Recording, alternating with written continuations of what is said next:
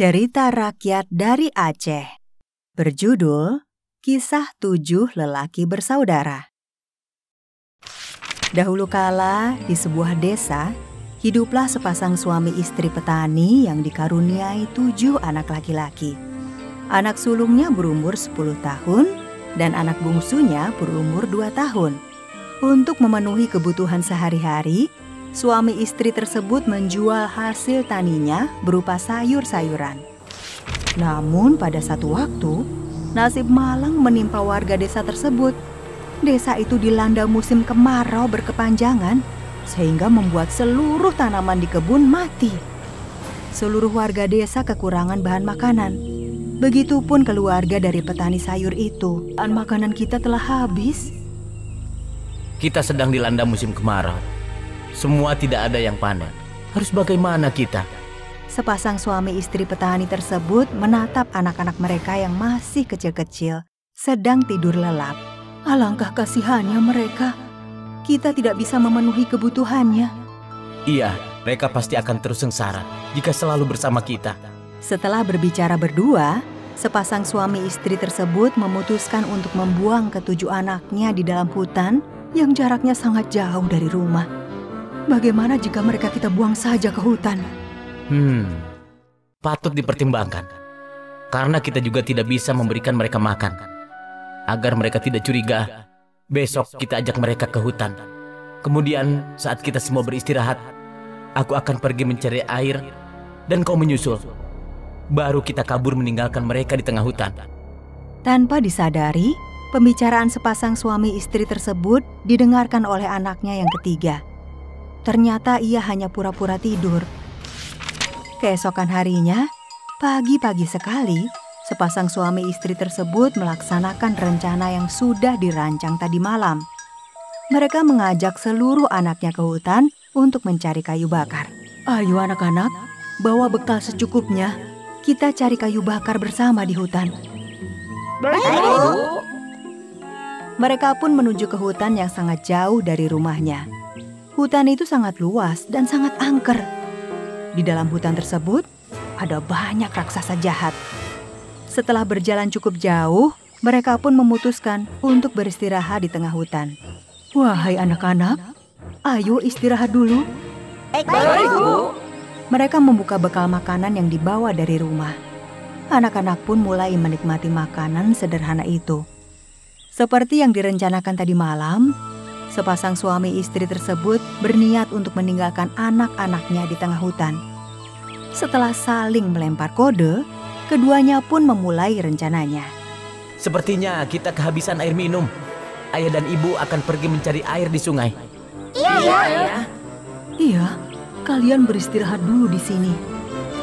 Tapi jangan lama-lama ya, Bu. Aku takut kalau tidak ada ibu. Iya nak, ibu akan cepat kembali. Ke-7 saudara lelaki itu menunggu sangat lama. Mereka menanti ayah dan ibunya kembali. Aku khawatir dengan ibu dan ayahku. Apa mereka tidak apa-apa? Baiklah, ayo kita siap-siap menyusul mereka. Percuma. Mereka memang sudah berencana untuk meninggalkan kita di hutan karena mereka sudah tidak mampu memberi makan dan mengurus kita lagi. Dari mana kau tahu? Tadi malam aku mendengar pembicaraan mereka. Hari pun menjelang malam. Ke-7 bersaudara itu masih di tengah hutan. Mereka mencari perlindungan. Akhirnya mereka menemukan sebuah celah kayu besar untuk berlindung. Mereka memutuskan untuk tidur di sana sambil menunggu fajar terbit. Untuk malam ini, kita beristirahat di sini dulu ya. Keesokan harinya, anak nomor 2 terus bertanya kepada kakaknya. Bagaimana, Kak? Kemana kita sekarang? Kita semua tidak ada yang ingat jalan pulang. Kasihan adik-adik. Begini saja, mulai sekarang kita semua harus saling menjaga. Tidak ada yang berpisah. Aku akan mencari tahu desa terdekat dari sini. Keesokan harinya, anak pertama pun memanjat pohon yang tinggi untuk melihat sekeliling hutan. Ia melihat kepulan asap penduduk terdekat. Nah, ke arah sana. Ayo, kita pergi ke sana. Ada kepulan asap, pasti di sana ada penduduk. Mereka pun berjalan menyusuri hutan, hingga sampai ke sebuah rumah raksasa. Rumah apakah itu? Besar sekali. Hati-hati, jangan-jangan itu rumah raksasa jahat. Mereka pun ribut mempermasalahkan rumah tersebut. Tiba-tiba terdengar suara perempuan yang memanggil dari dalam rumah. Suara perempuan itu sangat besar. Wahai anak-anak manusia, mau apa kau lewat di sini? Mendengar suara itu, ketujuh saudara itu kaget. Kami tersesat di sini. Kedua orang tua kami sengaja meninggalkan kami di dalam hutan ini. Karena merasa iba, akhirnya raksasa besar tersebut keluar dari rumahnya dan mempersilahkan mereka untuk masuk. Awalnya mereka sangat kaget.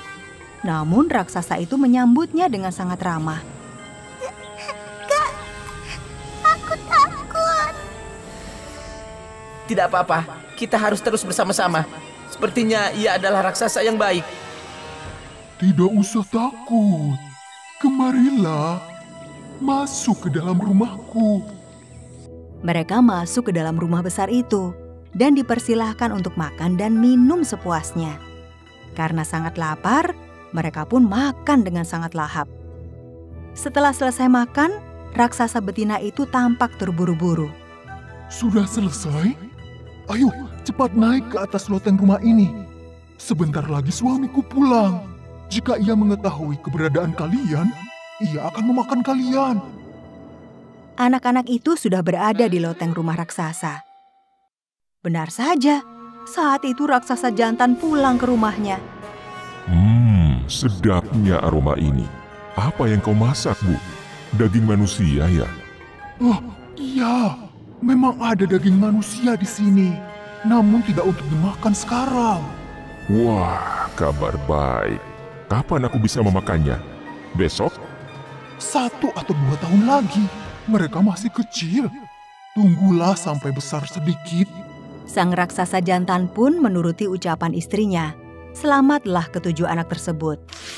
Keesokan harinya, sang raksasa betina menyuruh anak-anak itu untuk segera pergi dari sana. Ia memberikan bekal yang banyak, uang emas dan permata. Pergilah dari sini. Bawalah ini untuk bekal keperluan kalian. Jaga adik-adikmu dengan baik ya. Ketujuh saudara itu menyusuri hutan yang sangat lebat, menaiki bukit, gunung, hingga melewati lembah. Sampailah mereka di sebuah pantai yang sangat luas.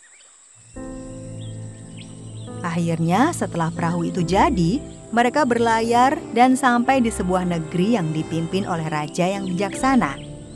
Di negeri itu, mereka menjual emas dan permata yang diberi oleh raksasa betina. Ini, kami ingin menjual emas dan permata ini.